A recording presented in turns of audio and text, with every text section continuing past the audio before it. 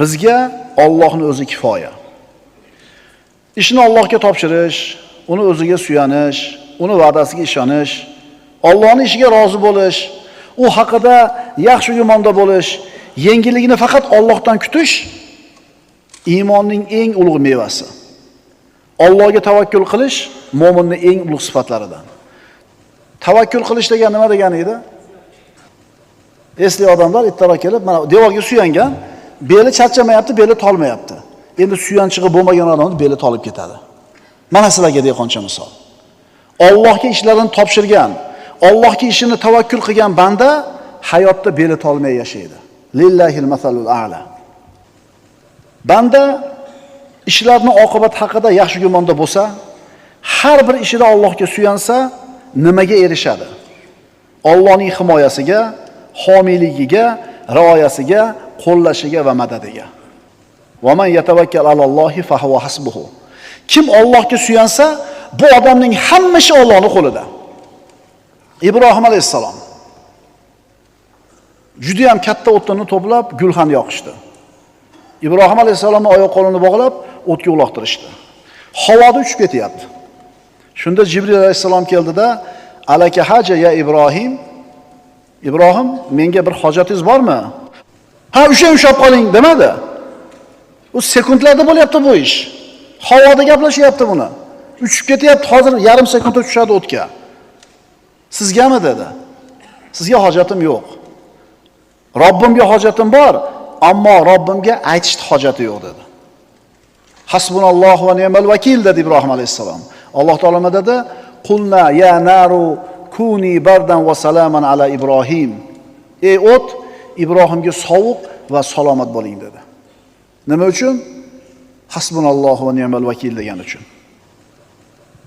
Mushriklar payg'ambarimiz sollallohu alayhi vasallamni va sahobalarni qo'rqitib odam yuborishdi. Katta qo'shin ustilarga to'planib kelyapti. Bu Uhud g'azotidan keyinlar, 3 kun o'tib. Rasulullohni qo'rqitgani, sahobalarni qo'rqitgan odam yuborganda Rasululloh aytdilar, "Hasbunallohu va ni'mal vakil." Bizga Allohning o'zi kifoya, u vakillikka o'ta loyiqdir. Natija qanaqa bo'ldi? Shu oyatning davomini qarang. Fanqalabu bi ni'mati minallohi va fadl. Bas ana shu yurishdan biron noxushlik yetmay Allohning ne'mati va fazli bilan qaytdilar. Birodar, hasbunallohu va ni'mal vakil deyishni o'rgan. Yuragingdan chiqsin, ishonib turib ayt. Odam bolasi dunyoda yashar ekan, albatta xavotirga, mashaqqatga, vahimaga, qo'rquvga duch keladi. Bularning hammasini oldida sobit turishlikka insonning toqati yetmaydi. Chunki inson ojiz, inson zaif qilib yaratilgan. Va xuliqal insonu zaifa. Inson ojiz qilib yaratilgan. Demak, inson ojiz. Ammo u Robbisiga tavakkul qilsa, Alloh meni qo'llaydi deb iymoni komil bo'lsa, ishini Allohga topshirsa, holi tamomiy yaxshi tomonga o'zgaradi. Kelayotgan qo'rquvlar, hodisalar, voqealar, halokatlar bandani ezib qo'yadi. Shunda unga bitta yo'l qoladi. Hasbiyallohu va ni'mal vakil deydi. Meni hisobim Allohning qo'lida, u naqadar zo'r vakildir. O'zi shunaqa bir musibat tayda qolgan odamni boshqa nima chorasi ham bor? Nima chorasi ham bor? Agar birodar haqiqiy mo'min bo'ladigan bo'lsang, yolg'iz o'ziga suyan. Alloh taolo aytayapti: "Va alallohi fatawakkalu in kuntum mu'minin." Agar sizlar mo'min bo'lsanglar, Allohning o'ziga suyaninglar. Akangizga emas, tanishingizga emas, pulingizga emas, qandaydir kuchliroq aloqalaringizga emas, Allohga suyaning. Agar mo'min bo'lsangiz, shart qo'yapti: "In kuntum mu'minin." Agar mo'min bo'lsanglar. Mana tarixni qarasangiz, Allohga tavakkul qilishlikni misollari to'lib yotibdi. Allohga haqiqiy tavakkul qilganlarda Alloh qanday qo'llaganini qarang. Hojar ona emiziklik Ismoil o'g'li bilan Bakkada qoldi. Ibrohim alayhisalom qo'yib ketdi, Allohga tavakkal deb qoldi. Hasbunallohu va ni'mal vakil dedi Hojar ona. Ojiza ayol, qo'lida emiziklik bolasi, hali Makka shahri yo'q, sahro. Shunday qo'yib ketaverdi. Qolaverdi. Idan lan yuzayyana. Alloh bizni zoya qilmaydi dedi. Nima berdi Alloh taolo Hojar onaga? Zamzamni berdi. Musa alayhisalom onasi U ham ojiza, zaif ayol. Firavun hukm qilgan. Banu Isroildan tug'ilgan har bitta o'g'il bolani, o'g'il chaqaloqni so'yilsin. Istab yurib, uyma-uyur so'yishgan. Qanaqa bir sharoiti bor, qanaqa bir chorasi bor bu ojiza ayolni. Daryoga borib, sevatga solib oqizdi. Hasbunallohu va ni'mal vakil dedi. Nima bo'ldi? Firavunning qasriga borib, Firavunning bolasidek katta bo'ldi. Mana shu Musa alayhisolamni qatl qilishlik uchun chaqlangan qilichlar, pichoqlar, hanjar, nayzalar Musa alayhisolamning himoyasida, xizmatida turdi. Onasini uyiga olib borib keladigan bo'ldi, Firavunning xonadonining bolasi bo'lganligi uchun. Chunki Alloh taologa birodarlar, qiyin narsani o'zi yo'q. Shuning uchun birodar, agar qiylangan bo'lsang hayotda, mashaqqatlar ezib tashlagan bo'lsa, dod devorgin kelayotgan bo'lsa, shu muammodan chiqishni xohlaysanmi? Albatta xohlaysan. Unday bo'ladigan bo'lsa, hamma narsani ishi, hukmi o'zini qo'lida bo'lgan Allohga topshirishingni, uni o'ziga tavakkul qil. Seni shioring hasbunallohu va ni'mal vakil bo'lsin. Allohni o'zi kifoya bizga, u vakillikka o'ta loyiqdir. Puling ozayib ketdi, davlating kamayib ketdi, qarzga botib qolding. Hasbunallohu va ni'mal vakil degin. Ishing yurishmayapti, qayoqqa borsang eshiklar yopiq, hasbunallohu va ni'mal vakil degin. Dushmanlarda xavotir ko'payib ketdi, taqdir, tuhmatlar ko'payib ketdi, hasbunallohu va ni'mal vakil degin. Robbimiz o'zi bizga kifoya va u naqadar yaxshi vakildir. Shaytoniy hilalar, shaytoniy hujumlar ustingga bostirib kelib qolsa, hasbunallohu va ni'mal vakil degan. Chunki shaytonning hilasi Allohga tavakkal qilgan bandalarga o'tmaydi. Qaytarib aytaman, Allohga haqiqiy tavakkal qilgan odamga shaytonning makr hilalari o'tmaydi. Astagfirullah. Inna ibadi laysa laka alayhim sultonun va kafa bi robbika vakila. Mening iymon e'tiqodli bandalarim ustiga esa sen uchun hech qanday saltanat hukmronlik bo'lmas. Parvardigoringning o'zi yetarli qo'riqlovchidir. Iblis Odam alayhisalomga sajda qilishidan bosh tortdi. Jannatdan quvildi, la'natni oldi va Alloh taolodan qiyomatgacha o'lmaslikka izn so'radi. Alloh izn berdi. Iblis nima dedi? Endi mana shu odamni deb turib la'nati bo'ldi, mana shu odamni deb turib jannatdan quvildimmi? Endi men buni zurriyotini hammasini to'g'ri yo'ldan adashtiraman dedi. Oldidan orqasidan kelaman, o'ngidan so'lidan kelaman, ustidan ostidan kelib juda ko'pchiligini adashtiraman, juda ko'pchiligi seni to'g'ri yo'lingda bo'lmaganligini ko'rasan dedi. Alloh taolo nima dedi? Meni e'tiqodli iymonli bandalarim ustida senga hech qanday hukmronlik yo'q dedi. Shuning uchun hasbiyallohu va ni'mal vakil degan narsa qalbingdan chiqsin. Rostakamiga Allohga tavakkul qil, shaytonning makr hilalari ham senga zarar qilmaydi. Va man yatawakkal alallohi fa huwa hasbuhu. Kim Allohga tavakkul qilsa, Allohning o'zi yetarlidir. Qarangda, bir muammoingiz bor. U yoqqa yurdingiz, bu yoqqa yurdingiz, eplolmayapsiz. Shunda bir siz ishongan, sizga yaxshilikni ravo ko'radigan, gapiga javob beradigan, seryozni odam, bo'ldi men qilib beraman, ketavering dedi. Bo'ldi, ketavering, men to'lab qo'yman ishingizni dedi. Biz aytganda ishonchli odam, omonatdor odam, gapiga javob beradi. U haligi har xil qalanqasaq emas va sizga yaxshilikni ravo ko'radi. Bo'ldi, ketavering, to'lab qo'yman, xotirjam uxlavering desa, bitta odam sizga ishingizni hal qilib beraman desa, o'sha nima bo'lib qolasiz? Xotirjam bo'lib qolasiz-a? Ha, o'lib qolishi mumkin. Fe'li aynib qolishi mumkin. U mansabidan ketib qolishi mumkin. Bitta shunaqa ojiz banda ishingni men to'g'rilab beraman desa, xotirjam bo'lasiz-u. Hamma ish o'zini qo'lida bo'lgan Alloh ishingni menga topshir, o'zim bitkizib beraman desa, ishona olmaysizmi? Bizning muammoimiz shunda-da. Mana Ubay ibn Ka'b roziyallohu anhu hadisini o'qidik, zikr haqidagi darsimizda. Ya Rasululloh dedi. Bir kunda qiladigan duolarimni qanchasi sizga salovatga aylantirib qo'yay? Qancha ko'p bo'lsa o'zingga yaxshi dedilar Rasululloh. Duolarimni 3 dan birini sizga salovatga aylantirib qo'yaymi? Qancha ko'p bo'lsa o'zingga shuncha yaxshi. Yarmini sizga salovatga aylantirib qo'yaymi duolarimni? Qancha ko'p bo'lsa o'zingga yaxshi. Imom Termiziydan bu hadis. Unday bo'ladigan bo'lsa, hamma duolarim sizga salovatga aylanadi dedi. Faqat sizga salovat aytaman dedi. Rasululloh aytdilar, unday bo'lsa gunohlaring mag'firat qilinib, g'amlaring hal bo'lar ekan-da dedilar. O'sha darsda o'tganimizdan beri salovat tinmasdan aytayotganlar, qo'l ko'tarib qo'yamiz. Bu darsda qatnashganlarda endi. Bir 10 tadan ko'proq odam o'tiradi darsda. Ajlar ishon olmayapti-da qolganlar. Qanday? Salovat aytsanglar problema hal bo'lib ketadimi? Mana masalan hozir ish yurishmayapti. Undan ko'ra bitamda ish bergani yaxshi emasmi? Masalan qarzim bor. To'g'risi salovat aytib o'tirsam, endi seniki ijobat bo'lmaydi. Mana kam deganda 400 ta 500 ta odam masala eshityapti-ku kunda kelib. Qarang bir 50 ta odam yo'qda, 10 tadan bitta odam qo'l ko'tara olmayapti. Endi ayb kimda ekan? Hayotda osuda, xotirjam, sakinat bilan yashamayotganingizga sabab nima ekan? Ishonmayapsiz, birodar. Qanday? Prosta salovat aytsa hal bo'ladimi? Bilmadim. Unda gunohlaring mag'firat bo'lib, g'amlaring hal bo'lar ekan-da deyaptilar Rasululloh. Tilingiz bekor qoldi, salovat ayting-da. Ayting-da. Ishona olmaysizda. O'shuning uchun aytyapmiz, haqiqiy tavakkal qilganga beriladi bu narsa, hammaga emas. Modomiki hayotni beradigan ham, oladigan ham Allohning o'zi ekan. Rizqni berib, man qiladigan ham o'zi ekan. Endi nima uchun boshqalardan qo'rqib, boshqalardan umid qilasan, birodar? Nimaga qo'rqasan birodarlar?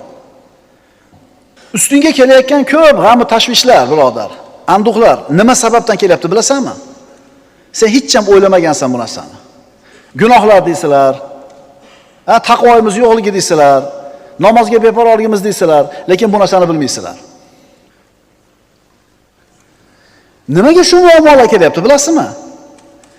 O'zingga o'xshagan odamdan umid qilishliging, o'zingga o'xshagan bandaga suyanishliging, unga laganbardorlik, unga tilg'onmalik qilishliging. Shu sababdan ustingga musibatlar keladi. Odamga suyanganligi uchun problema keladi ustingga. Bunaqa qilma birodar. Chunki u sen umid qilib, undan yaxshiligini umid qilib, undan foyda kelishini umid qilib, unga sen laganbardorlik qilayotgan odam ham senga o'xshagan odam. U ham ojiz banda.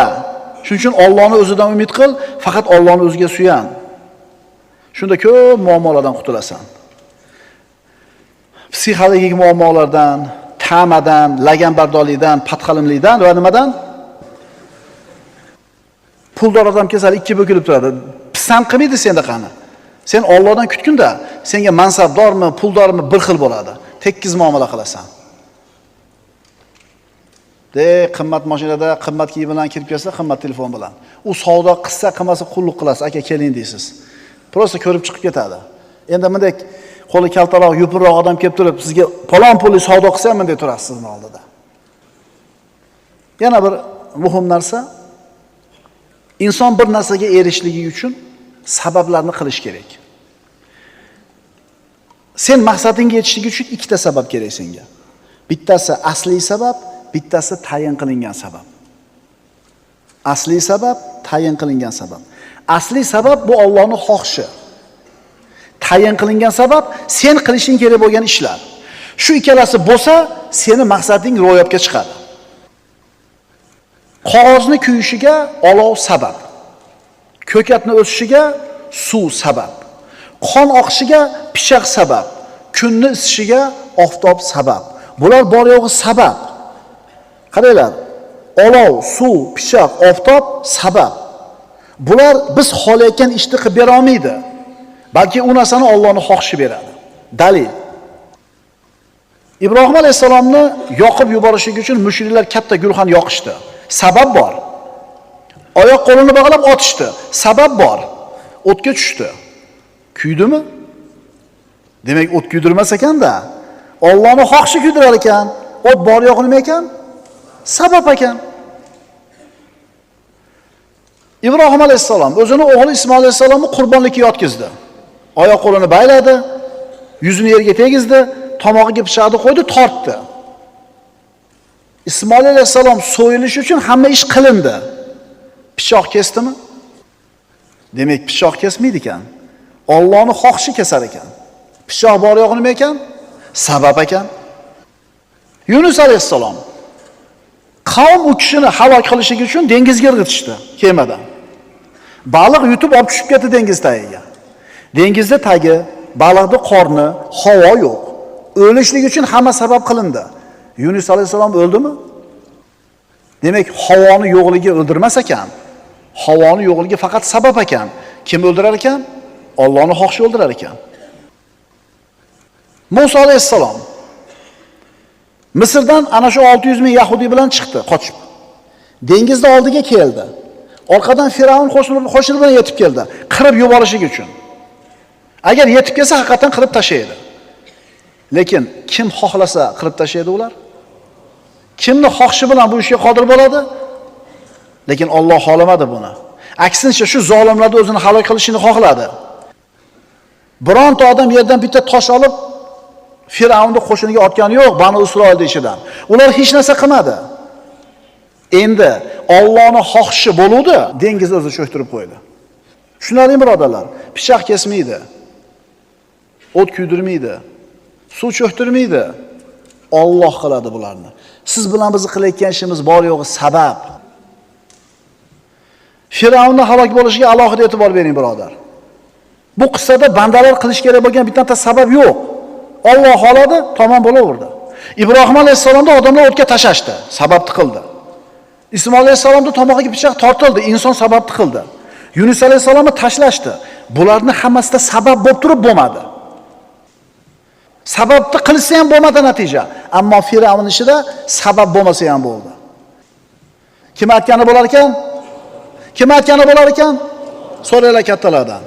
Bolam bezillamadi, Xudo aytgani bo'ladi deydi. Shuning uchun birodar, xotirjam bo'l. Biroq qo'rqitsa qo'rqib ketma. Biroq yaxshi narsani va'da qilsa ishib ketma. Ular hech narsa qila olmaydi. Agar Alloh bir ishni xohlasa, sababni ham kerak yo'q ekanmi? Astagfirullah. Innama amruhu iza arada shay'an an yaqulu lahu kun fayakun. Alloh bir ishni xohlasa, bo'lishini. Shu ishga bo'l deydi, bo'ladi. Sabab ham kerak emas. O'shuning uchun Allohdan qolmang birodar. Allohga tavakkul qiling. Qoida. Bandani saodatga yetaydigan eng katta narsa, eng katta sabab Allohga tavakkul qilish. Suyanish, uni himoyasi bilan chegaralanish. Binobarin, birodar, Allohga suyanishing, Allohga tavakkul qilishing qanchalar kuchli, quvvatli bo'lsa, seni saodating ham shunga yarasha bo'ladi. Agar Allohga suyanishni bilmasang, Alloh bilan himoyalanishni bilmasang, shunga yarasha baxtsiz yashayverasan. Chunki Alloh taolo aytadi, astagfirullah, ala inna awliya Allohi la xawfun alayhim va la hum yahzanun. Xoliq subhanahu va taolo aytayapti. Siz bilan biz yaratgan zot aytayapti. Bizni nima baxtsiz qilish, nima baxtsiz qilmasligini biladigan zot aytayaptiki, ogoh bo'linglar. Ogoh bo'linglar. Albatta Allohning do'stlariga biron xavf va xatar yo'qdir va ular g'amgin bo'lmaslar. Inson Allohning do'sti bo'lsa, tavakkul qilib turib, unga g'am, qayg'u bo'lmaydi dunyoda. Qo'rqma birodar. O't kuydirmaydi, pichoq kesmaydi, suv cho'ktirmaydi, agar buni Alloh xolamagan bo'lsa. Shuning uchun biroq qo'rqsa, ishingni olib qo'yaman desa, do'koningni yopib tashlayman desa, va desa, qo'lingdan kelgan sabablarni qilginu, hasbunallohu va ni'mal vakilda. Xotirjam bo'l. Bu yoqda nima bo'ladi? Allohning aytgani bo'ladi. Birov senga foyda keltira olmaydi agar Alloh xolamasa. Birov senga zarar yetkaza olmaydi agar Alloh xolamasa. Shuning uchun seni yuragini siqadigan bir xavotirli xabar kelsa, seni qo'rqitadigan bir so'z kelgan bo'lsa, hasbunallohu va ni'mal vakil degan. Payg'ambarimiz sollallohu alayhi vasallam Abdulloh ibn Abbosni o'zining ulovlariga uchqashtirib olib, yosh bola ekan, bir qancha narsalarni o'rgatdilar. Ya g'ulam, inni uallimuka kalimat. Ey bola, men senga bir qancha so'zlarni o'rgataman. Allohning haqlarini saqlagin, Alloh seni saqlaydi. Alloh aytganda qabul, Alloh saqlaydi. Allohning haqlarini saqlagin, uni doim qarshingda topasan. Qachon muammoing bo'lsa Alloh hal qilib beradi. Agar so'rasang, Allohdan so'ra, ko'mak tilasang, Allohdan tila va bilginki, butun ummat senga biron bir foyda yetkazish uchun jamlansa, ular senga faqatgina Alloh yozgan foydani keltira oladi. Butun ummat. Agar butun ummat senga zarar yetkazishlik maqsadida to'plansa, ular Alloh yozganidan oshiqcha zarar yetkaza olmaydi. Chunki seni ustingga keladigan yaxshi yomon kunni yozgan qalam ko'tarildi, sahifalar quridi, ish bitdi. Abu Bakr Siddiq Rasululloh sallallohu alayhi vasallam bilan hijrat qilib, Savr g'orida o'tirishar edi. Rivoyatlarga qarasak, o'rgimchak to'r solib qo'ydi. Bir kaptar kelib yotib oldi shu yerga. Mushriklar o'shigacha chiqishdi. Qarang, bironta sababi foyda qilmadi. Rasululloh hijrati uchun 10 ga yaqin sababni qildilar. Shimolga qaramay yurmasdan janubga qarab yurdilar. Kechasi chiqdilar, qo'ylar izlari bilan tuyanisini yopishdi, g'orga kirib 3 kun o'tirishdi. Hamma sababni qildilar, ammo bu sabablarda bittasi foyda qilmadi. Quraysh baribir topib chiqdi shu yerga. Chiqishdi, Abu Bakr Siddiq va Rasululloh sollallohu alayhi vasallam ularning oyog'ini ko'rib turishibdi. Shunda Abu Bakr Siddiq yig'iladi. Nima yig'layapsiz, Abu Bakr? Ya Rasululloh, agar hozir oyog'ini tagiga qarasa ko'rib qolardi dedi. Robbisining va'dasiga tamomiy iymoni komil bo'lgan Muhammad sallallohu alayhi vasallam, haqiqiy tavakkulchilarning ustozi bo'lgan Muhammad alayhisalom, "Ya Abu Bakr, ma zannuka bi ithnayn, Allohu salisuhuma" dedi. Uchinchi she'riga Alloh bo'lgan ikkita odam haqida qanaqa gumondasiz dedi. O'rgimchakda to'r to'sdimi? Dunyodagi eng nafis parda shumi? Eng nafis to'siq shumi? Alloh xohladi shu o'rgimchakda to'ri sabab bo'ldi. Ammo payg'ambarimiz qilgan hech qaysi sababi foyda qilmadi. Shuning uchun birodar, seni sababing maqsadingga yetkazmaydi. Allohning xohishi yetkazadi.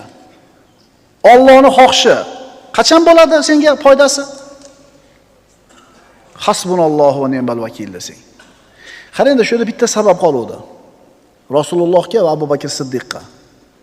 Bitta sabab qoluvdi. Qaysi sababni qilish kerak edi ular? Oxirgi sabab edi. Nima edi? Allohning va'dasiga ishonib jim o'tirish edi. Oxirgi sababni ham qildi, Alloh taolo saqladi. G'orda oldan qaytib ketishdi. Shuning uchun birodar, hamma hisob-kitobni qilasan. Svet o'chib qolsa dvijok, mon mikrofon ishlamay qolsa manovi, ona qori kelmay qolsa manovi, hamma sabablarni qilding, bar bo'lmadimi? Endi nima deyishing kerak? Nima deyish kerak shunda? Alloh shuni taqdir qilgan ekan, bo'ldi. Biz sababini nima qildik? Xotirjamisiz?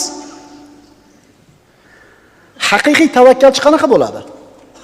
Mana endi shu savolni so'raylik o'zimizdan. Men har safar hasbiyallohu va ni'mal vakil, hasbunallohu va ni'mal vakil deyapman, Allohga tavakkal deyapman. Men haqiqiy tavakkulchimanmi? Haqiqiy tavakkalchi inson qanaqa bo'ladi? Sababni puxta qiladi. Xuddi tavakkal qilishni bilmaydigan odamda faqat sababni qiladi. Keyin sabablarni zo'r qilib qo'ygandan keyin sabab qilmagan odamdaqa Alloh o'zingga topshirdim deydi. Haqiqiy tavakkulchi qanaqa bo'ladi? Sababni zo'r qildi. Keyin sababni qilmagandaqa Allohga tavakkal dedi. Endi undan keyin qanaqa ish bo'lsa ham endi u rozi. Shu odam haqiqiy tavakkulchi.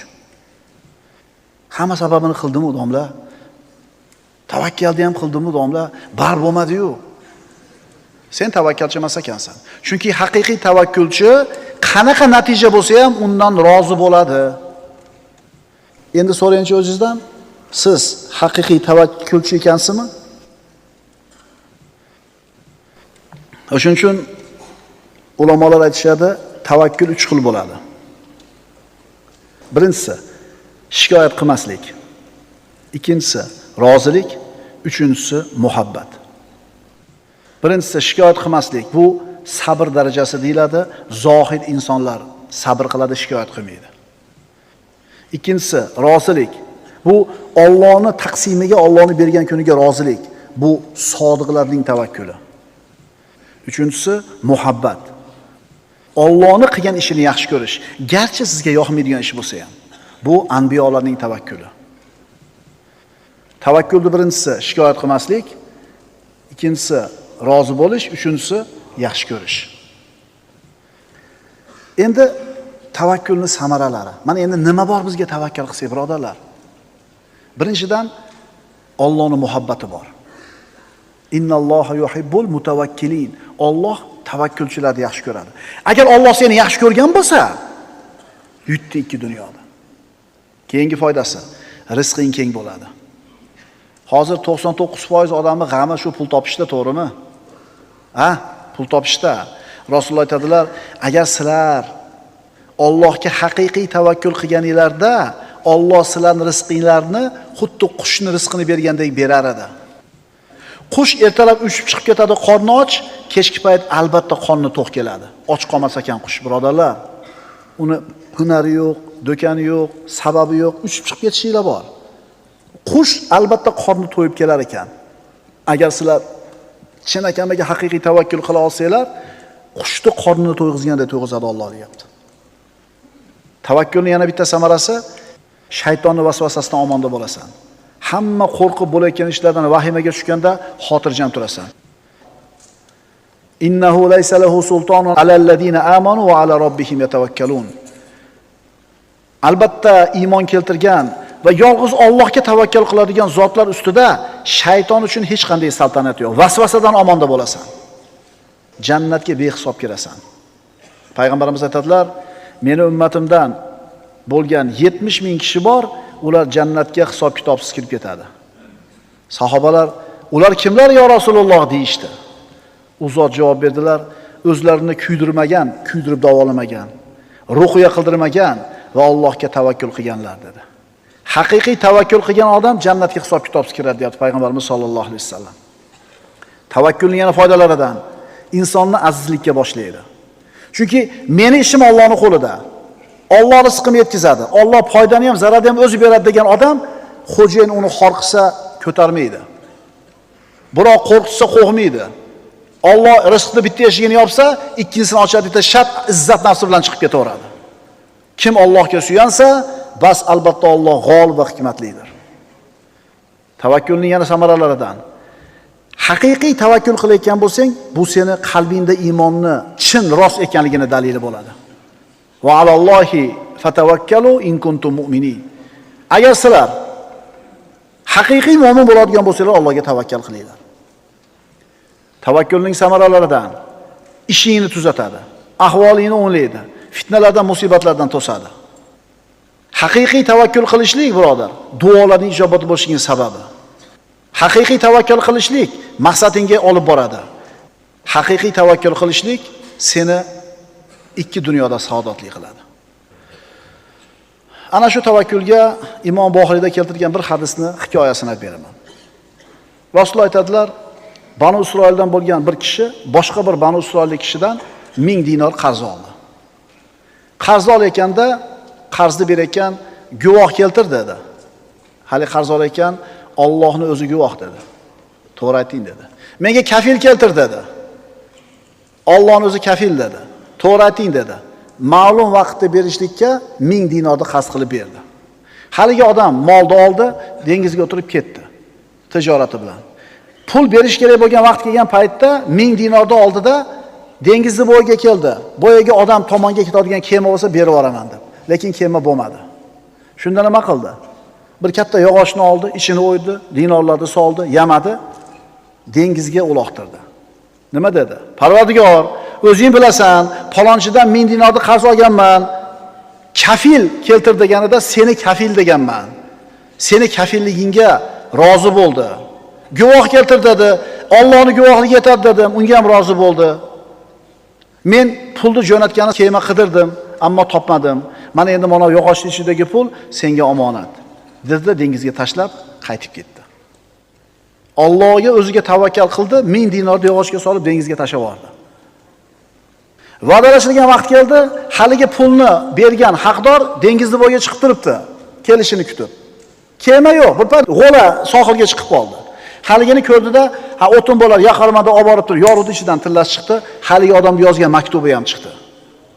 Endi nariga odam keyinroq yana boshqa 1000 dinorni olib turib, qarzni to'lagani keldida uchradi haligi odamga.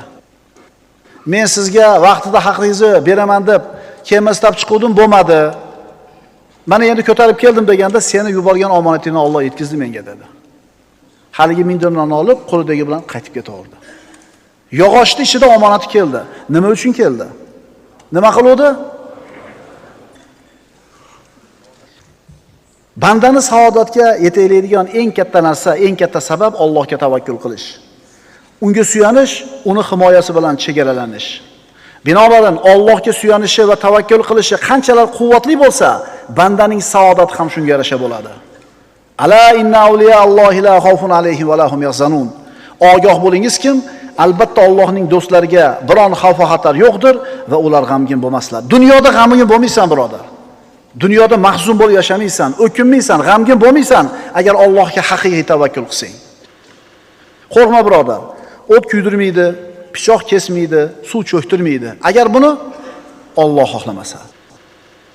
Biroq qo'rqitsa, ishingni olib qo'yaman desa, do'koningni olib tashlayman desa, bularga parvo qilma. Qo'lingdan kelgan sababni qilginda hasbunallohu va ni'mal vakil degan. Bu yog'i nima bo'ladi? Alloh aytgani bo'ladi. Biroq senga foyda keltira olmaydi agar Alloh xohlamasa. Biroq senga zarar keltira olmaydi agar Alloh xohlamasa. Shuning uchun sen ustingga qo'rquv xavotir kelsa, hasbunallohu va ni'mal vakil degan. Va man yatawakkal alallohi fa huwa hasbuhu. Kim Allohga tavakkul 3 ta kunda bo'ladi. Kechagi kun, bugungi kun, ertangi kun. Demak, o'tmish haqida gaplashdik. O'tgan kunni esdan chiqar, xulosasini ol, uni unut. Ikkinchisi, seni kuning bugungi kun. Ertangi kun ham emas, kechagi kun ham emas, ayni bugungi kun seni kuning. Sen bugun borsan, bugun yasha. Agar tong ottirgan bo'lsang, kechki vaqtni kutma. Bugungi kuning bilan yasha. Yaxshi yomoni bilan o'tib ketgan kechagi kun bilan emas. Hali kelmagan ertangi kun bilan emas. Ayni bugungi kuning bilan yashagin. Chunki kechagi kun o'tdi, ketdi, endi u yo'q. Ertangi kun hali kelmadi, u ham yo'q. Demak, sen bugun borsan. Bugungi kun seni kuning hisoblanadi. Ustingda bugungi kunning quyoshi porlab turibdi. Ustingda bugungi kunning yorug'i turibdi. Sen bugun yashayapsan. Seni umring shu kungi umr. Bugun borsan, ertaga Alloh biladi. Bormisan, yo'qmisan? Buni bila olmaysan. Shuning uchun bugun tug'ilib, bugun yashab, bugun o'ladigan insondek amal qilib qolishlik kerak. Chunki ertaga deb bo'lmaydi. Birodalar, ertaga degan gap bor yoshlarda. Ertadan Xudo xolasa turnir tortinaman. Ertadan yuguraman. Ertadan masjidga qatnayman. Ertadan yo dushanbadan. Birodar, bir hikmatli so'z bor. Ertaga deb nomlanadigan yo'lni tanlasang, bu yo'l seni hech qayer degan mamlakatga olib borib qo'yadi. O'zi 90% o'shadamiz hammamiz, to'g'rimi? Ertadan Qur'onni boshlayman. Ertadan zikrni boshlayman. Ertadan zalga chiqib yugurishni boshlayman. Qachondan? Eng qiyin ish, birodarlar, eng qiyin ish o'zingizni ustingizda olib boradigan ish. Birovni bir ishga buyurish, uni nazorat qilish, qil deyish oson. Ammo sizni ham kimdir boshqasi oson itoat qilasiz. Ammo o'zingiz boshqarishga nima qilmaysiz? Toqatingiz yetmaydi. Qachondan? Ertadan. Mana qori bolalarimiz Qur'onga o'tib beryapti. Bugungi qorakamiz o'tgan yilgi qorakani mehnatidan foyda olyapti. Tushunarlimi? Demak, jismonan sog'lom bir odam o'tiribdi, figuralari tekis, hamma yo'g'i o'rnida. Bugun shu figura bilan o'tiribdi, chunki kechagi shu yigit mehnat qilib qo'ygandi bugungi mehnatga. Kechagi rahmatulloh ishlab qo'yuvdi, bugungi rahmatulloh uni mazasini totadi. Bugungi rahmatulloh kechagi rahmatullohning mehnatini huzurini totyapti. Tushunyapsizlarmi? O'tgan yilgi masjidimizning jamoati mehnat qilgan ekan, bu yilgi masjidimizning jamoati mana masjidda o'tiribdi. Keyingi yildan boshlaymiz deganimizda nima bo'lardi, domla? Bo'lmasida Ramazon kelmasdan boshladik. Shuninglar, birodarlar, ertaga degan yo'lni tanlasangiz, bu yo'l sizni hech qayer degan davlatga olib borib qo'yadi. Birodar, tushuning, sizni tashqaridan kelib birov tuzatib qo'ymaydi. Sizni birov tashqaridan kelib tuzatib qo'ymaydi. Eng qiyin ish o'zingizni ustingizda olib boradigan ish. O'zi qoida borki, har qanday toatning avvaligina mashaqqat. Har qanday ibodatning faqatgina avvali mashaqqat, keyin oddiy bo'lib qoladi. Mana bugun roza tutdik. Kimdir obedgacha qiylandi, kimdir asrda qiylandi. 3 kun, 4 kun, 5 kun bo'ladi qiyinchilik. Keyin nima bo'ladi? Oddiy bo'lib qoladi. Xullas ukalar, yoshligida mehnat qilib qo'yinglar. O'rta yoshga yetganda huzur halovat, qaraganda yetganda rohatga chiqishlik uchun. Agar ukalar hozir rohat degan narsadan foydalanib qo'ysalar, mehnat mashaqqat qaraganinglarga qoladi. O'shuning uchun eskilarning duosi bor. Omi sodda odamlarni yoshligimdan bergan mehnatni qaraganimda bergin. Bugun hozirdan boshlab. Bo'ladimi shunaqa qilsa? Shuning uchun shu kunda tug'ilib, shu kunni o'zida vafot etadigan odamdek amal qilishlik kerak. Agar shunday qila olsang, birodar, hayoting o'tmishning xavotir va g'am qayg'ularida o'rlashib qolmaydi. Agar shunday qila olsang, kelajakning qo'rquv xavotirlaridan omonda bo'lasan. Shuning uchun bugungi kun bilan ovora bo'l. Hamma g'aming, e'tiboring, o'y-fikrlaring mana shu kun uchun bo'lsin. Chunki bugun borsan, ertaga yo'qsan. Bugungi kuningda xushuli namozni, tadabburli tilovatni, qalb unda hozir bo'lgan zikrni, borliq haqidagi tafakkurni, ishlaringdagi tartib-intizomni, go'zal axloqni, kuningga rozilikni, tashqi ko'rinishingga e'tiborni va boshqalarga foydali inson bo'lishlikni qoyim qilib qo'y. Ertaga dema, bugun qil. Bugun, ayni bugun shu narsalar bilan ovora bo'l, chunki ertangi kun senga kelmay qolishligi mumkin. Ertaga qoldirma. Sen yashab turgan kuning bugungi kun. Uni soatlarga bo'lgin. Ana shu soatlarini yillarga aylantirgin, daqiqalarni oylarga aylantirgin, soniyalarni kunlarga aylantirgin. Shunda baraka topasan. Shunda kuning qanchalar uzunligini, vaqting qancha ko'pligini qadriga yetasan. Bugungi kunda har bir lahzasida yaxshilik urg'ularni ekib olgin. Go'zal amallarga intilgin, gunohlarga mag'firat so'rab olgin. Shu kunda Robbingni zikr qil, ketishga tayyorgarlik qilib olgin. Shunda sen solih amallar bilan o'tayotgan kuningdan xursand bo'lasan, quvonasan, baxtli bo'lasan. Shunda sen uy joyingdan, ayolingdan rozi bo'lasan, farzandlaringdan rozi bo'lasan, topayotgan daromadingdan rozi bo'lasan, kasbi koringdan rozi bo'lasan, demak baxtli bo'lasan.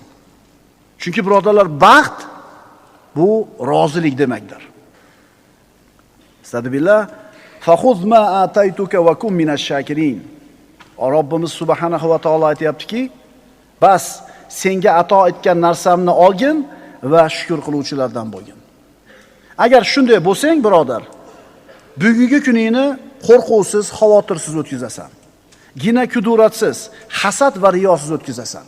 Chunki ertan kun kelmay qolishligi mumkin. Sen qalbingni to'g'risiga bir qator gap yozib qo'yishing kerak. Seni kuning faqatgina mana shu kuning. Ertangi kun emas, kechagi kun emas, ayni bugungi kuning. Mana shu gapni birodarlar, ertalab turib, ko'zimiz birinchi tushadigan joyga katta qilib qizil harflar bilan yozib qo'yishimiz kerak. Bugungi kun meni kunim. Bugungi kunim bilan yashayman. Birodar, bugun issiq yumshoq mazali nonni yeding. Kecha qattiq po'pana non yegan eding. Endi bugungi issiq noningni kechagi po'pana non bemaza qilib qo'yish mumkinmi? Yoki ertaga keladigan qattiq non bugungi yeyotgan noningni bemaza qilib qo'yish mumkinmi? Yo'q. Agar bugun zilol, tiniq va mazali suvni ichayotgan bo'lsang, nima sababdan kechagi ichayotgan loyqa suvingga qayg'urishing kerak? Kechagi kun zarar ko'rding, ketdi. Bugun foyda qilding-ku. Agar birodarlar mana shu tasavvurni, mana shu o'lchov tushunchani qalbimizda mahkam o'rnashtirib olsak, siz bilan bizni shiorimiz mana shu bo'ladi. Bugungi kunim bilan yashayman. Bugun tinchman, bugun sog'man, bugun boshimda tomim bor, bugun qornim to'q, bugun oyoq qo'lim ishlayapti. Alhamdulillahi robbil alamin. Eng baxtli odam menman. O'tib ketgan kechagi kun bilan emas, hali kelmagan ertangi kun bilan emas, shu kun bilan. Shunda bugungi kuningizni har bitta lahzasini g'animat deb bilasiz, birodar. Shunda o'zingizni yuksaltirishga, amallarni ko'paytirishlikka va ularning xolis bo'lishiga haris bo'lib qolasiz, birodar. Shunda aytasanki, faqatgina pokiza so'zlarni gapiraman. Lag'u behuda so'zlarni tark qilaman, fahsh so'zlardan uzoq bo'laman, so'kinish g'iybatlardan, namimalardan uzoq bo'laman. Bugun hamma ishimni tartibga keltiraman. Palapartishlik yo'q, eplamachilik yo'q, ko'z bo'yamachilik yo'q. Kitoblarimni tartibga keltiraman, ish stolimni tartibga keltiraman, xonam, ishxonam hammasi tartibli bo'ladi. Usti boshimga qarayman, so'zlarimni, harakatlarimni tartibga keltiraman. Alloh yaxshi ko'rgandek go'zal bo'laman. Bugun Robbimga bo'lgan itoatda g'ayrat ko'rsataman. Namozimni eng komil suratda ado qilishga harakat qilaman. Nafil amallarni bajarishga, Qur'onimni go'zal tilovat qilishga, kitob mutolaa qilishga, vaqtimdan unumli foyda olishga harakat qilaman. Bugun qalbimda yomonlik, bug'zi adovat, kibri havo, hasad va yomonlik gumonlarni, tomirlarni sug'urib tashlayman. Bugungi kunim bilan yashayman. Odamlarga yaxshilik ulashaman, kasal ziyorat qilaman, janozaga qatnashaman, adashganga yo'l ko'rsataman, mazlumni yonida turaman, och qolganga ovqat beraman, olimni hurmat qilaman, yetimga shafqat qilaman. Bugun. Ey kechagi kun. Quyoshing botib yo'q bo'lib ketgandek sen ham yo'qsan. Sen bilan ovora bo'lib bugungi kunimni boy bermayman. Chunki sen bizni tark qilib ketding, endi hech qachon qaytmaysan. Ey ertangi kun. Sen hali yo'qsan. Sen g'ayb olamidasan. Shuning uchun sen bilan ovora bo'lmayman. Ertangi kun hali hech narsa emas. U yaratilgani yo'q. U hali zikr qilinadigan narsa ham emas. Ey inson, sen kechagi kunning odami ham emassan, ertangi kunning ham odami emassan. Sen bugunning odamisan. Seni kuning bugungi kuning. Hayotingni birodar eng yaxshi va eng go'zal suratda o'tkazishni xohlaydigan bo'lsang, saodat qomusining eng go'zal iborasidan foydalan. Bu ibora seni kuning bugun. Fikr qilib ko'rganda birodar, faqat jiddiy fikr qil. Jiddiy o'ylan. Kallangni band qilib turgan hamma narsani bir chekkaga surib tasha. Haqqing bor, esdan chiqar, qarzing bor, uni ham uni, darding bor, xullas hal bo'lmayotgan muammolar, kallangni band qilib turgan hammasini bir chekkaga surib qo'yib jiddiy fikr qil. Quloq sol, fikr qil. Shunda agar jiddiy fikr qilsang, shukr qilishdan boshqa choring yo'qligini tushunasan. Shunda qanchalar noshukur ekanligingni ko'rasan. Ustingdagi ne'matlarga qara birodar. Alloh taolo senga ato qilgan ne'matlarga bir qara. Astagfirullah va in ta'uddu ni'matallohi la tuhsuha. Agar deyapti Robbimiz subhanahu va taolo, ustinglardagi ne'matlarni sanasanglar, adog'iga yeta olmaysizlar. Ular sen bilan meni ustimda turibdi birodar. Seni ustingda ham, ostingda ham, o'ngingda ham, so'lingda ham o'rab turibdi. Va asbagha ni'amahu va asbagha alaykum ni'amahu zohiratan va botina. Va sizlarga barcha zohiriy va botiniy ne'matlarni komil qilib berdi. Zohiriy va botiniy degani moddiy, ma'naviy, ko'rinayotgan, ko'rinmayotgan ne'matlar. Tanangni sog'ligi, vataningni tinchligi, yemoq-ichmog'ingni borligi, usti boshingni ustingda turganligi. Butun dunyoda xayriyati qo'lingda turibdi, ammo buni ko'rmaysan. Hayoting qo'lingda, ammo buni qadriga yetmaysan. Aytdik-ku darsimizda. Bu darslar siz bilan biz mana bu o'lchov va tushunchamizni tuzatadi. Hayotga qarashimizni tuzatadi. Endi hayotga qarashimiz, o'lchov tushunchamiz tuzalgandan keyin hammamiz baxtli ekanligimizni tushunamiz. Payg'ambarimiz aytadilar: "Man asbaha minkum aminan fi sirbihi, mu'afa fi jasadihi va indahu quta yawmihi ka'annama hizat lahu dunya bi hadafiriha."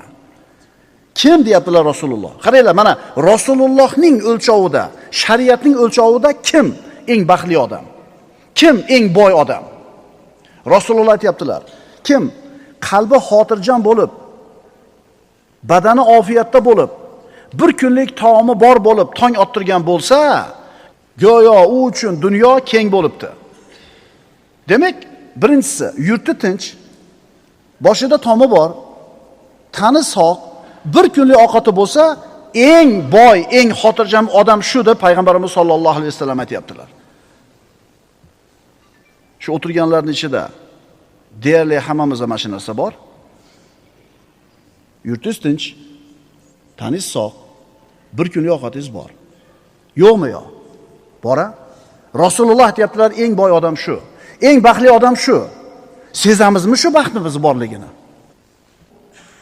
O'sha baxtli ekanmiz, yurtimiz tinch, tanimiz sog', ustimiz but. Ammo biz bu narsalarda qadriga yetmaymiz, birodarlar. Qalbi xotirjam, o'zini uyida, qavmin orasida, tani sog', 1 kilo ovqati bor, dunyodagi eng baxtli odam mana shu deyapti payg'ambarimiz. Birodar, ikki ko'zing ko'rib turibdi, tiling gapirib turibdi, lablaring qimirlab turibdi, ikki qo'ling ushab, ikki tog'ing bosib turibdi. Yutganing tomog'ingdan o'tyapti, qorningga tushgani hazm bo'lib, oshchasi chiqib ketyapti. Ne'matmi bu? Fabi ayyi ala'i robbikuma tukazziban. Bas, ey insonlar va jinlar, Parvardigoringizni qaysi ne'matlarni yolg'on deya olasizlar? Bir baxtsiz hodisa sababli shol bo'lib qolgan boladan orzular haqida so'ralyapti. Televizorda ko'rsatyapti. Yosh bo'lgan, sho'x bo'lgan, ibodatdan uzoq bo'lgan, ota-onaga bir mehribon bo'lmagan, xullas baxtsiz hodisaga tushdi-da, shol bo'lib qoldi. Qimirlamaydi, o'tiradi aravada, faqat kallasi qimirlaydi, tili jag'i ishlaydi. Orzularing haqida aytib ber. Orzusini qarang. Qo'lim bilan Qur'onni ochib o'qisam. Biron bir hayit bayramida uyimga o'zim oyog'im bilan yurib kelib, onamni quchoqlab, hayit bilan tabriklab peshonasidan o'psam. Agar Alloh qodir qilsa, bir marta sajda qilsam. Bu uchala niyati, orzusi baxt ekanligini bu yigit qachon bildi? Mana shu narsalardan mahrum bo'lgandan keyin. Bizda bormi shu ne'matlar? Ikkita oyog'ing bilan yurishing hazakamishmi, birodar? Shol bo'lgan odamlarga qaramaysanmi? Ikkala qo'ling bilan xohlagan ishini qilayotganliging ne'matligini his qilasanmi? Ikkala qo'li kesilgan odamni ko'rganmisan? Ikkala qo'li kesilgan odam kiyim kiyishini bir o'ylab ko'rmaymizmi?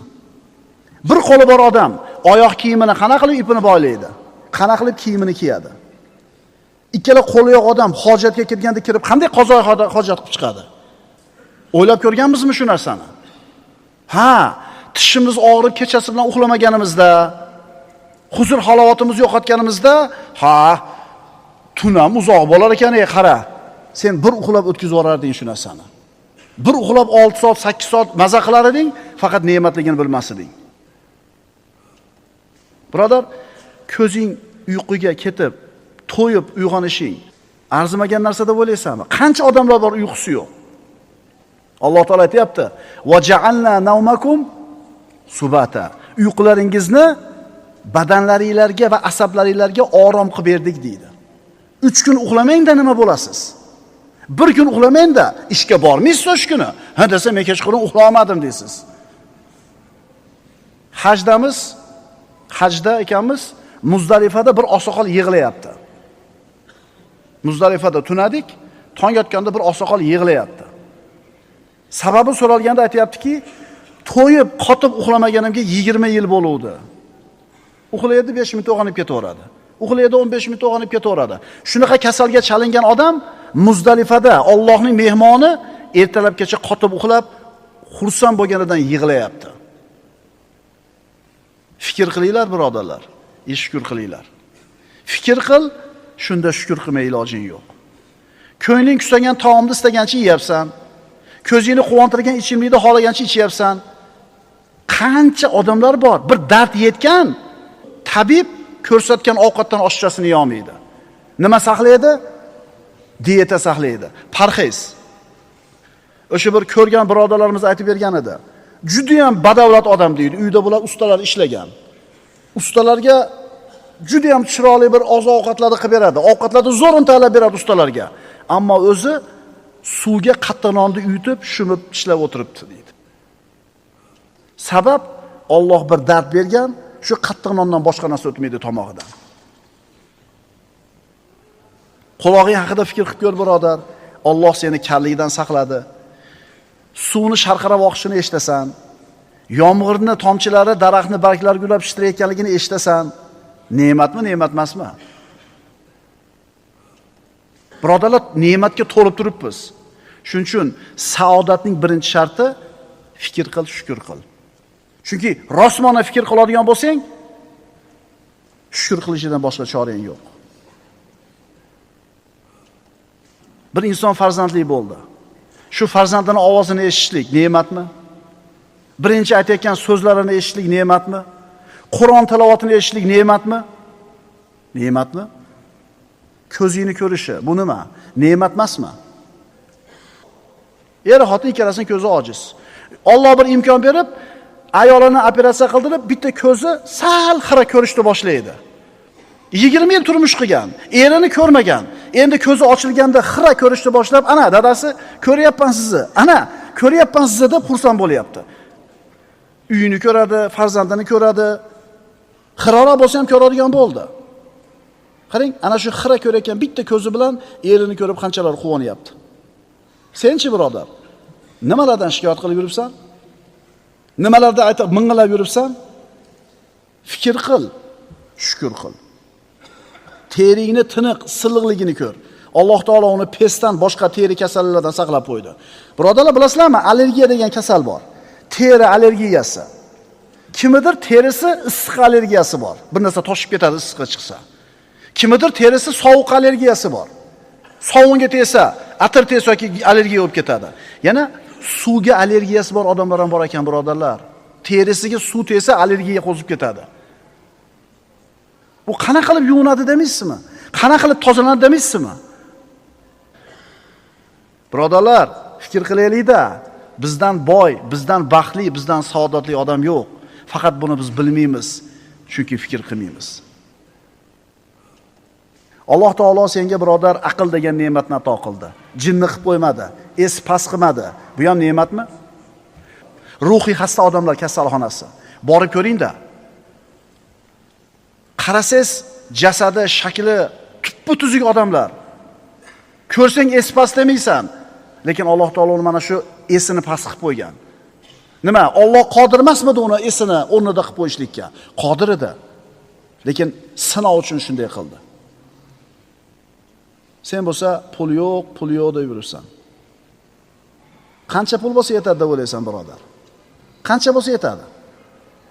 Rasululloh aytganlar, insonga bir vodiy oltin berilsa, yana bir vodiyni orzu qiladi. Insonning ko'zini tuproq to'lg'izadi. Pul deysan birodar. Endi eshitib tur. Ikki ko'zingni o'yib berasan, Uhud tog'ida keladigan oltin beriladi. Rozimisan? Ikki quloqini kesib olishadi, To'xoma tog'laridagi kumushlar seniki bo'ladi. Nima deysan? Tilingni berasan, soqov bo'lasan, ammo Zahro qasrlari seniki bo'ladi. Ko'nasanmi? Ikkita qo'lingni uzib berasan, istagan yoqut marjonlarni olasan. Bu taklifga nima deysan? Sen eng afzal, eng go'zal va eng komil ne'matlar ichidasan, ammo uni bilmaysan, ko'rmaysan. Bir olim bir shifoxonaga bordi. Ichki a'zolarni ko'chiradigan, jigar, buyrak, yurak shunga o'xshagan a'zolarni ko'chiradigan shifoxona. Kirdi, ana shu shifoxonaning xizmatlarini narxlarni qator ko'rib turib hayron qoldi.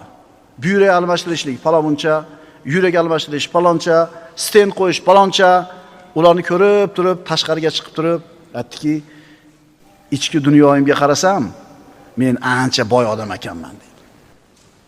Ichki dunyoyimga qarasam, ichki a'zolarimga qarasam, juda ham boy ekanman dedi. Ajib.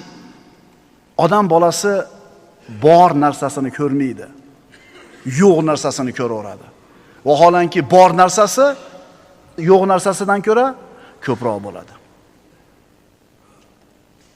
G'amga, qayg'uga, tashvishga siqilib botib yashaydi. Shuning uchun birodar, bor narsani ham ko'rishni o'rgan.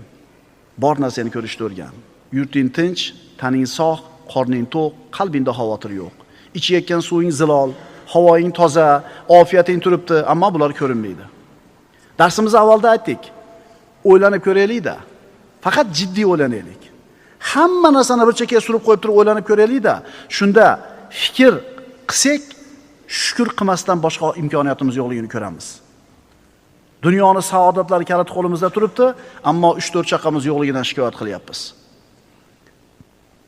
Salaf solihinlardan biri mana shunday ne'matlarga ko'milib turgan odamni ko'rib turib aytdiki, senda ko'p ne'matlarni ko'ryapman. Alloh ne'mat bilan seni siylagan ekan. Endi u ne'matlarni shukr bilan bog'lab qo'ygin dedi. Nima bilan bog'lab qo'ygin? Shukr bilan. Va in ta'uddu ni'matallohi la tuhsuha. Agar Allohning ne'matlarini sanasanglar, sanog'iga yeta olmaysizlar. Qoida. Fikr qilsang, shukr qilishga yo'l ochiladi. Shukr qilsang, ne'matlar ziyoda bo'lishiga yo'l ochiladi. Va iz ta'azzana robbukum la in shakartum la azidannakum. Parvardigorimiz aytdiki, agar shukr keltirsanglar, ne'matimizni ziyoda qilib beraman. Endi shukr keltirishidan bizni nima to'siyapti? Ne'matlar haqida fikr qilmasligimiz. Qoida, fikr qilsang, shukr qilishga yo'l ochiladi. Shukr qilsang, ne'matlar ziyoda bo'lishiga yo'l ochiladi. Va fi anfusikum afala tubsirun. Allohning ne'matlari vujudlaringizda har bitta a'zolarda turibdi, axir ko'rmaysizlarmi? O'zing haqingda, oilang haqida, uying haqida, ishing, farzandlaring, ofiyating haqida fikr qil, birodar. Butun dunyo seniki bo'lib turibdi. Shuni ko'rgin, shuni anglagin, rozi bo'l, shukr qil. Ya'rifuna ni'matallohi thumma yunkirunaha.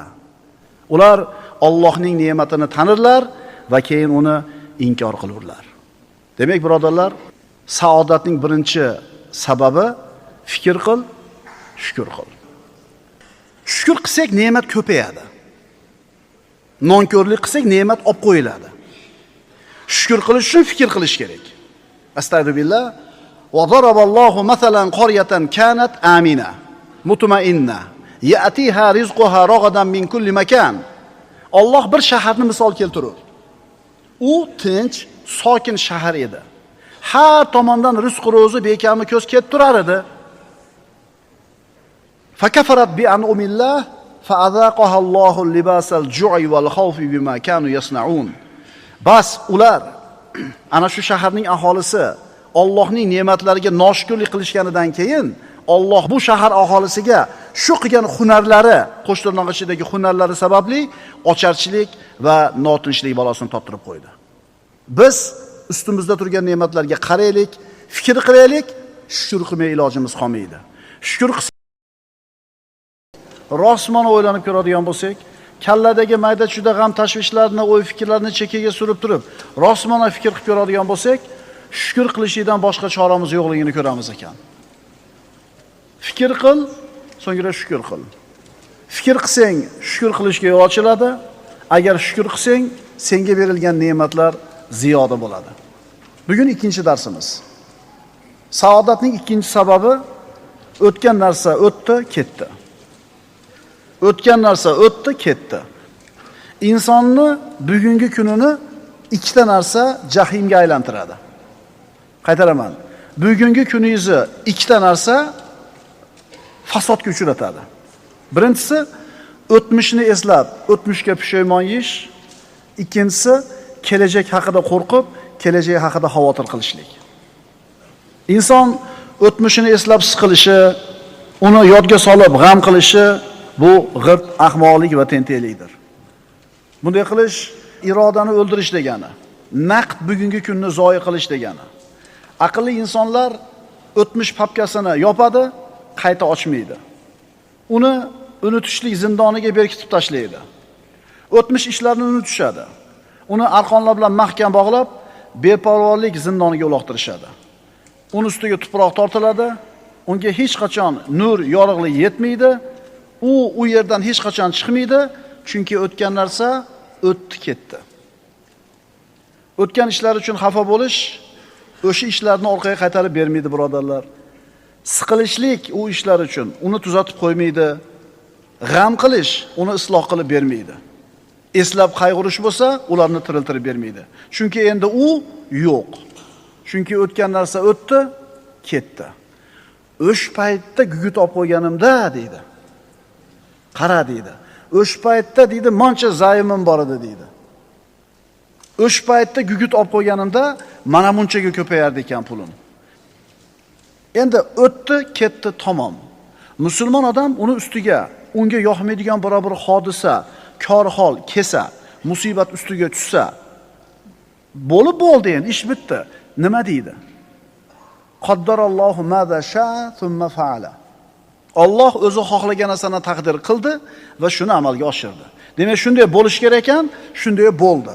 Endi qabul qilamiz, rozi bo'lamiz, ajr olamiz. Chunki o'tgan ish o'tdi, ketdi. Birodar, sen ustingda o'tayotgan, sen kechirayotgan har bir kuning Allohning senga bergan hadiyasi, in'omi. Bu naq kuningni o'tmish haqidagi pushaymon va kelajak haqidagi xavotirlar bilan zoya qilmagin. O'tmishni yomon xotiralar ostida yashashlik bu aqldan emas. Yo'qlik soyabonida tayda qolishlik aqldan emas. O'tmish sharpalaridan o'zimizni qutqarishimiz kerak. O'tdi, ketdi. Nima? Sen birodar daryoni orqasiga qarab oqishini xohlaysanmi? Yoki quyoshni mashriqqa qaytib botishligini xohlaysanmi? Yoki yomg'ir tomchisini osmonga qaytib chiqib ketishini xohlaysanmi? Yoki ko'z yoshini qaytib ko'zga kirishini-yu, sutni ana shu sigirning yeliniga qaytishni xohlaysanmi? Sen o'tmishni eslab o'zingni g'amga, qayg'uga solayotganliging o'ta achinarli va qo'rqinchli holat. Chunki o'tmish bilan ovora bo'lsang, bugungi naq kuningni zoya qilib qo'yasan. O'tmish daftarini ochib, o'tirib olib o'qish, bugungi kunni zoya qilish. Kuch-quvvatni yo'q qilish u omonatga berilgan soatlarni behuda o'tkazishlik. Alloh azza va jalla o'tgan ummatlar haqida nima dedi? Astagfirullah. Tilka ummatun qad khalat laha ma kasabat va lakum ma iktasabtum va la tusaluna amma kanu ya'malun. Alloh azza va jalla Qur'onda avval o'tgan ummatlarni zikr qilib aytdiki, ular o'tib ketgan kishilardir. O'tib ketgan ummatlardir. Ularning qilgan amallari o'zlari uchun. Sizlar amalinglar o'zinglar uchun. Va sizlar ular qilgan ishlardan mas'ul bo'lmaysizlar. Birodarlar, o'tgan kun o'tdi, ketdi. Tarixni g'ildiragini orqaga qaytarishlikni, orqaga aylantirishlikni keragi yo'q, iloji ham yo'q. Zamonning o'lib bo'lgan jussasini qabrini ochib, tiriltirishga urinma. O'tmishini eslab, uni takror g'am qilayotgan kishi xuddi unni yana qaytadan tegirmonga solayotgan odamga o'xshaydi. O'tmishni eslab, uni g'am qilayotgan odam xuddi to'ponni yana aralamoqchi bo'layotgan odamga o'xshaydi. Eshakka aytilar ekan, nimaga kavshanmaysan? Yolg'onni yomon ko'raman der ekan. Ya'ni chaynalib, yutib bo'lgan narsani qaytadan olib kelib yana chaynashni nima keragi bor? Musibatimiz nimada, birodarlar? Bugungi kunimizni isloh qilishlikni uddalay olmaganligimiz uchun o'tmishimiz bilan ovora bo'lib, o'tmishni gapirib o'tiramiz. 10 soat gapiring, 20 soat gapiring, o'tmishni gapirganligingiz sizga hech qanday foyda bermaydi. Ha, birodarlar, o'tmishni undan ibrat olishing uchun, undan o'zimizga va'z nasihat olishing uchun eslab qo'yishligimiz joiz. Ammo o'tmish bilan yashab bo'lmaydi-da. Bugungi kunimizdagi kamchiliklarni chiroyli suratda bir chekkaga surib qo'yib turib, o'tmishimizning vayronalari bilan ovoramiz. O'tmish kimning ovozini bo'g'ib turgan bo'lsa, bas bu inson kelajakka xitob qila olmaydi. Chiroyli gap ekanmi? O'tmish kimning ovozini bo'g'ib turgan bo'lsa, bu inson kelajakka xitob qila olmaydi. Faqat o'tmishini g'ami bilan, o'tmishini eslab siqilib o'tirgan odam kelajakka bir qadam qo'ya olmaydi degani. Ma'qulmi? Shunaqa odamlar bor albatta oramizda. Shikoyat qilaveradi. Menga anaqa qilib bermagansizlar o'shunda, menga mana qilib bermagansizlar o'sha paytda. Ha, bo'ldi, endi o'tib ketdi, gapiraverasan bu narsani. Yana o'tmish haqida yana bir ajib gap. Kim o'tmishga qaytaveradi? Kim o'tmishni eslaveradi? Bugungi kunida quvonchni topmagan inson o'tmishiga takror qaytaveradi. Bugungi kunida yaxshilikni topa olmayaptimi? Bugungi yashayotgan kunda xayriyatni ko'ra olmayaptimi? Xayriyati yo'qmi? Shu odam o'tmishni eslaveradi. Ma'qulmi? Avvallari yaxshi edi. Shakar 78 tiyin edi. Gugut 1 tiyin edi. Hech kim bekor emas edi. Hammani oyligi bor edi. Hozirchi? Hozir nima? Hamma bekarchimi? Birodar, bugungi kuningni qarada, sen mana shu sovet davrini eslayotgan bo'lsang, U paytda masjidlar bunaqa emas edi. Hajga umraganda xohlagan paytda borganda bora olmas edi. Nikoh o'qigani, janoza o'qigani, Qur'on o'qib, pato o'qib qilgani odam topilmas edi. Bugungi kuningdagi yaxshiliklarni qaraginda, avvalgi davridagi yaxshilikdan ko'ra ko'proq narsa bor. Demak, bugungi kunida xursandchilikni, quvonchni topa olmagan inson o'tmishiga qaytaverar ekan. Siz o'zingizdan so'rang-da. Siz qaysi toifadansiz? Insu jin avvalgi oxiri hammasi yig'ilib jamlansa ham o'tmishni ortga qaytara olmaydi. Bu amri mahol ish. Bu ayni haqiqat. Chunki odamlar, birodarlar orqaga yurmaydi, oldiga yuradi. Shamol oldiga esadi. Suv orqaga qarab oqmaydi. Karvon oldinga qarab yuradi. Bu Alloh taoloning bu borliqqa qo'ygan sunnati. Hayotni sunnatiga birodar teskari yurma, oldinga qarab yur. Mashinada ketayotganda ham odam laboyga qarab ketadi, yo orqaga qarab yuradimi? Hadeb orqaga o'giravergan odam yurib ketar ekan, qoqilib, yiqilib ketishi xavfi bor. Agar o'tmishing seni hali ham qo'yib yubormayotgan bo'lsa, demak u hali sen uchun o'tib tugamabdi. Agar o'tmish seni hali ham qo'yib yubormayotgan bo'lsa, demak o'tmish sen uchun tugamabdi. O'tmishni doim eslab o'zing bilan birga olib yurishlik sen uchun og'ir yuk hisoblanadi. Ya'ni ikkala qo'ling ham o'sha bilan band. Endi bugungi kun uchun o'tmishni tashlasang, yuking yengil bo'ladi va ikkala qo'ling kelajak uchun, bugungi kun uchun bo'shaydi. Ha birodarlar, bir yo'li unutib olishlik, esdan chiqarib olishlik degani emas bu. Chunki o'tmishini unutganlar yana shu o'tmishga takror kirib qolishlari ehtimoli bor. Hayotida qilib o'tgan xatolarni bir eslab tursa, kelajakda shu xatolarni qilmaslikka imkon bo'ladi. Ammo umuman eslamay qo'ysa, o'sha takrorlab qolishi mumkin xatolarini, eski xatolarini. Faqat o'tgan ishlardan ibrat olinadi, xulosalar olinadi, tajriba orttiriladi, tamom. O'tmish bilan yashalmaydi. Chunki